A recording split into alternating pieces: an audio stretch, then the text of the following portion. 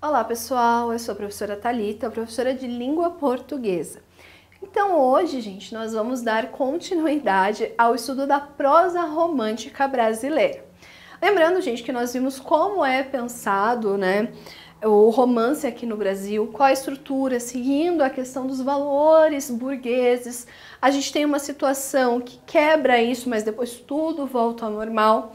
E na nossa última aula a gente viu o livro A Moreninha, que é um livro que a gente pôde perceber que não tem nada de surpreendente. Na verdade, é uma história bastante previsível, com acontecimentos bastante breves, então não tem nada de incrível acontecendo no livro. Agora, então, nós vamos falar sobre o Manuel Antônio de Almeida, que é um outro autor pertencente, então, à prosa romântica brasileira. Ele ficou conhecido como contador de casos, já que uma importante característica de seus romances é o tom coloquial que exprime a narrativa. Suas obras conservam um caráter linear romântico, apresentam estrutura folhetinesca típica da época, prezam pela regionalidade e fazem críticas aos sistemas patriarcal, clerical e principalmente escravocrata do Brasil. Então a gente percebe, gente, que o Manuel Antônio de Almeida ele vai por um caminho um pouquinho mais diferente, justamente porque ele é conhecido como contador de casos, ou como diz a galera popularmente, de causos. Então, gente, ele vai trazer esse tom coloquial à sua narrativa. Coloquial é uma linguagem não preocupada com as regras gramaticais. Então, isso é importante aqui. Mas também, gente, ele vai seguir, obviamente, os ideais românticos.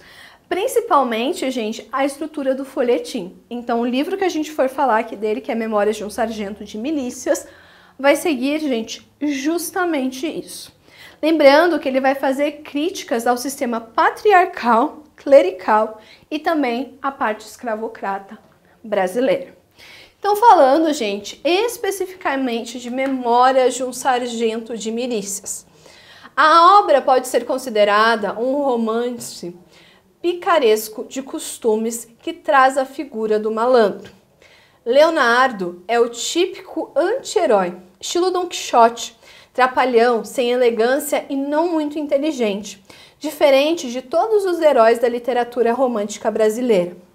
Leonardo Pataca, pai do herói do romance, viera de Portugal.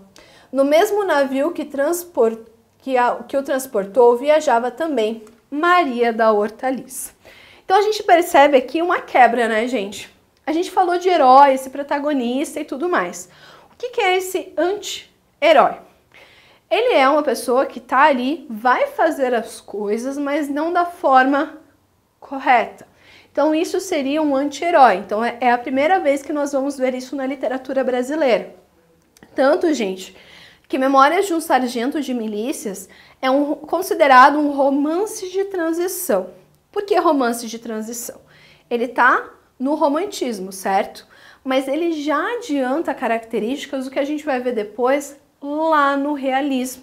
Então, por exemplo, trazer um personagem que não é tão correto, Tanto que ele fala que ele é trapalhão, sem elegância e não muito inteligente. Coisas que a gente não espera de um herói, de um protagonista. E também, gente, outra coisa que é importante, é que nós temos a figura do malandro. Malandro é aquele cara que tenta, tirar proveito das situações, porque ele é um cara que sabe conversar, convencer as pessoas. Então, a gente percebe essa quebra, que nós temos aqui na literatura brasileira. E então, gente, o Leonardo Pataca e a Maria da Hortaliça, durante a viagem, têm um relacionamento. Quando chegam ao Rio de Janeiro, Maria sente enjoos. Leonardo, filho de uma pisadela e de um beliscão, referência ao modo como os pais de Leonardo se conheceram no navio. Nasce e ganha o mesmo nome do pai. Menino chorão, birrento e sem limites, vai morar depois de alguns anos com seu padrinho, um velho barbeiro e solteirão. Então a gente percebe, gente, que o Leonardinho, como ele é chamado no livro, ele é chamado de filho de uma pisadela e de um beliscão, justamente porque foi a forma que seus pais se conheceram no navio quando estavam vindo para o Brasil. Então a gente percebe que foi totalmente ao acaso. E, né, eles realmente não tinham planejado de ter um filho, que a Maria acabaria grávida. Então a gente percebe aqui essa quebra. Também, gente, ele vai ter o mesmo nome do pai, mas ele não vai ser um menino assim como a gente imagina, como a gente viu anteriormente lá, né, no livro A Moreninha. Ele vai ser chorão, birrento e sem limites. Tanto, gente, que ele não mora com o seu pai, ele vai morar com o seu padrinho. E, gente, apesar da vontade do padrinho de ver Leonardo se tornar padre, este, por sua vez, nada aprende na escola e vive a típica vida do vadio, desregrada e irresponsável. Seu padrinho morre e lhe deixa todos os bens. Tempos mais tarde, Leonardo é preso e, com a ajuda de uma amiga, além de ser solto, é levado ao posto de sargento de milícias, casa-se e recebe uma herança. Então, gente, nós podemos ver que o padrinho do Leonardo, ele ainda tinha esperanças que o menino fosse alguém bom. Porém, gente, ele até ia para a escola, mas não aprendia nada, porque ele não tinha regras na sua vida. Ele era um menino extremamente irresponsável. Só que daí o seu padrinho acaba falecendo. E com isso, gente, ele deixa tudo o que ele tinha para o Leonardo. Gente, algo que é importante da gente saber desse livro Memórias de um Sargento de Milícias. O Antônio Cândido, grande estudioso, da literatura brasileira, ele fez um estudo a respeito desse livro, chamado Dialética da Malandragem. Então, esse livro ele foi muito explorado pelo Antônio Cândido. Tanto que ele vai até, gente, dividir os personagens em personagens da ordem e da desordem. Só para vocês terem uma noção, personagens da ordem, são aqueles que vivem de acordo com as leis. Da desordem são aqueles que não seguem nada. O Leonardinho, gente, ele vive alternando. Ora, ele é da ordem, ora, ele é da desordem. Então a gente pode ver que o Leonardo, ele se aproxima muito do que nós, seres humanos, somos. Ninguém é 100% bom ou ninguém é 100% ruim. A gente fica alternando. Tanto que o Antônio Cândido, ele inclusive destaca nesse estudo que o que a gente tem que perceber aqui?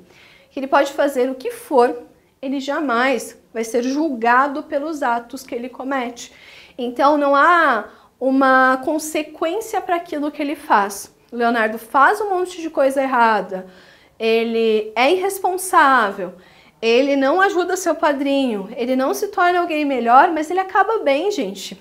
Ele acaba sendo, levado ao posto de sargento de milícias, casa-se e tem uma herança recebida por conta desse casamento. Ou seja, tudo que ele fez de ser vadio, de não sei o que lá, não mudou nada. Ele ainda assim teve algo bom na sua vida. Tanto que, gente, essa moça que ele acaba casando no final, ela é uma moça muito correta. Tanto que ela é uma das poucas personagens que mantém-se como personagem da ordem todo o tempo. Então, gente, ela é a única personagem que foge, então, desse estereótipo. Ou seja, gente, o que nós tiramos desse estudo? Que nós percebemos que o malandro brasileiro é quem fica alternando nisso. Então, gente, ora ser de ordem, ora ser de desordem. Então, a gente percebe que isso é muito comum aqui no Brasil. Então, a gente tem a construção dessa figura do malandro, pela primeira vez sendo explorada na literatura brasileira. Posterior, gente, nós vamos ver um outro tipo de malandro lá no modernismo, que é o macunaíma. Quando a gente chegar lá, a gente vai entender qual que é a diferença do Leonardo Pataca para o macunaíma. Ambos são malandros. Tanto que o macunaíma, para quem não sabe, a primeira frase que ele aprendeu a falar foi "ai, que preguiça". Tanto que ele é considerado o herói da nossa gente e o herói sem nenhum caráter. Então, só para a gente perceber como nós somos representados na nossa própria literatura. Então, gente, muito cuidado com isso. Aqui, em Memórias de um Sargento de Milícias, nós temos, então, a apresentação desse malandro. Então essa construção é bem diferente do que depois a gente vai ver lá no modernismo. Bom, gente, espero ter ajudado vocês em mais uma aula de língua portuguesa. Até a próxima!